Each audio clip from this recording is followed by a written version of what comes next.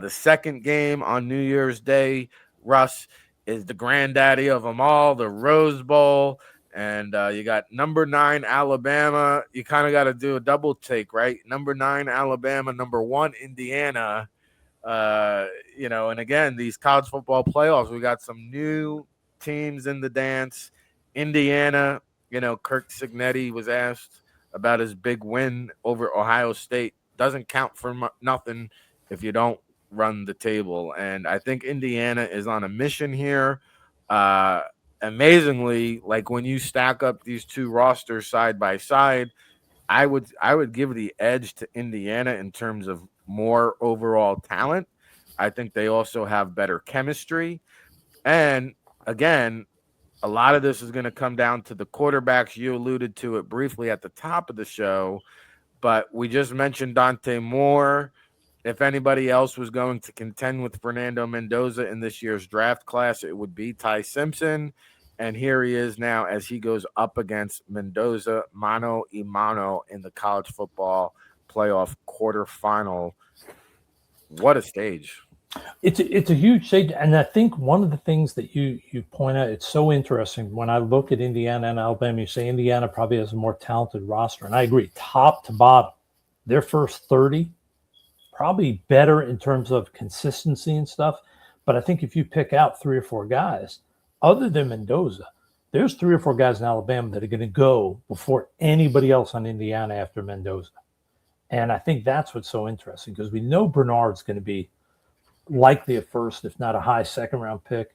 Caden Proctor, their offensive tackle, L.T. Overton, and Damani Jackson. All 4 of these guys are likely first or high second-rounders. And when you look at Indiana, they've got obviously Mendoza, but then they have a handful of guys like Aiden Fisher, D'Angelo Pounds, Elijah Surratt. Are they really going to press to be first? I don't know. I think they're more second to third round type guys, especially for a guy like Pounds at 5'8".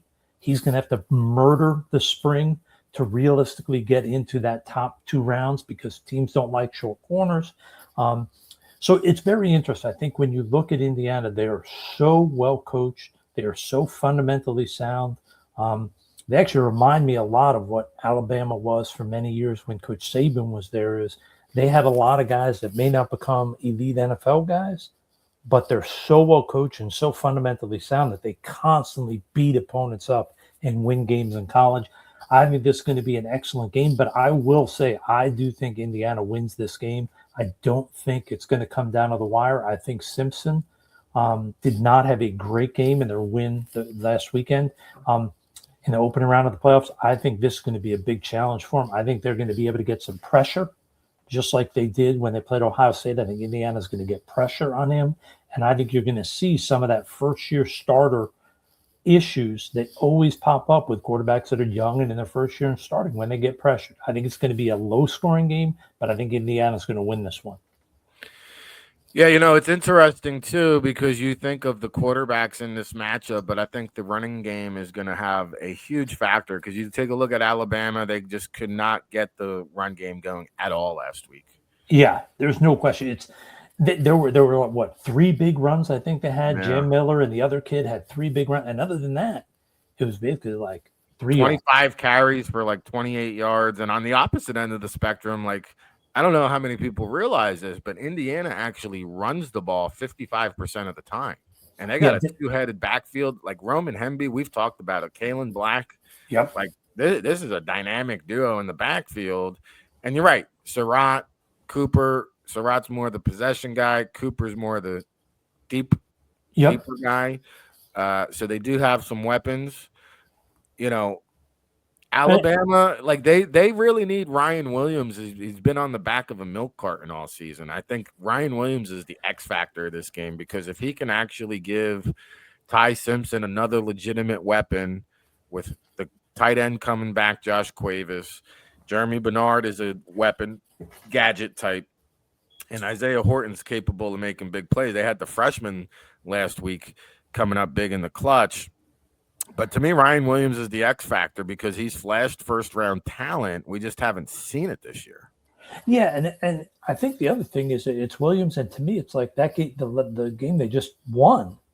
Bernard made some of the biggest plays of the game, but other than those two or three giant plays, he was almost non-existent. So I'm almost looking for like, hey, they need to find a way. They need to scheme him into some open opportunities because he's the type of guy, talent-wise. And when you watch him, he seems to be an ultra competitive player. He's the type of guy that could provide those two or three big plays in a close game that could make a difference. And you mentioned Hemby and the black kid, the running attack that Indiana has. The unheralded guy to me that makes that offense in terms of the running game go is their fullback, H-back tight end, Nowakowski. I I mean, love him. this kid, Yeah. he's a violent lead blocker. Yeah. And the thing that people don't understand, he's also got really good hands. So they use him as a weapon when they do play action, when they do run action plays. He's able to get through the line and catch short passes. He's another offensive lineman. When he pulls, he's really adds a dimension to that offense. So they don't always have to pull a lineman. They can move him pre-snap and he can set up. I mean, he really does a lot for that offense. And I think that's going to be a challenge for Alabama because they have a lot of defensive linemen that are really good, but a lot of them are bigger guys. They're not the 220s. So a 260 or 270 is going to have a hard time getting outside of a guy like Nowakowski if he has the initial position. So I think it's going to be a real challenge for Alabama to slow down the Indiana rushing attack. I think it's going to be a heck of a game. But like I said, I do think Indiana comes away with this win. Yeah, and I should mention, I heard LT Overton is nursing some kind of injury, may not play. Obviously, that'll be a big loss. Tim Keenan, we've seen him come up big on special teams, the defensive tackle for Alabama. And then Yanze Pierre, the redshirt sophomore, has kind of catapulted himself as one of the premier edge rushers. Deontay Lawson, very experienced linebacker back there, along with Justin Jefferson. Bray Hubbard, a lot of people think could be a day two draft selection on the Alabama defense. And Indiana, I mean, unfortunately, they're not going to have Stephen Daly, who hurt himself celebrating after the Big Ten championship. That's a big loss for them, but they do have Mikhail Kamara, Aiden Fisher. I mean, nobody, I think, has sung more praise for Aiden Fisher than the two of us right here on this show. And, you know, to me, I'm going to go Indiana as well, Russ, and another close game. And like I said, I think they can all be close matchups. I've got Indiana 27-23. Yeah, I mean, when I look at it, I think it's going to be close. I agree. I tend to lean a little bit more towards like 24-13. I think Alabama's really going to have some offensive struggles in this game. All right, there you have it. Russ Lande, Rick Serritella breaking it down, chomping it up. We got